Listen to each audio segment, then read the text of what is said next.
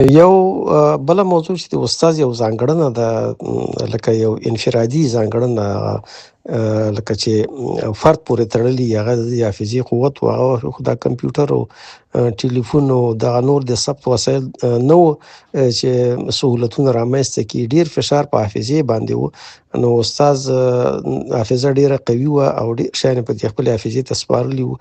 هغه وخت کې دا د وخت ضرورت و چې بالفعل فی البدیهات یو موضوع د حل په خاطر باندې حافظې باندې تاکید وکړي یا د حافظې په قوت باندې هغه موضوع حل کړي. نو په افغانستان کې د ګوتو په شمار خلک داسې و چې دومره د حافظې قوت درلود. یو پکې استاد و، بیا دغه نیټې هم په یاده کړې وې، حافظې ته سپارلې وې چې هغه ډېرې سختې دي.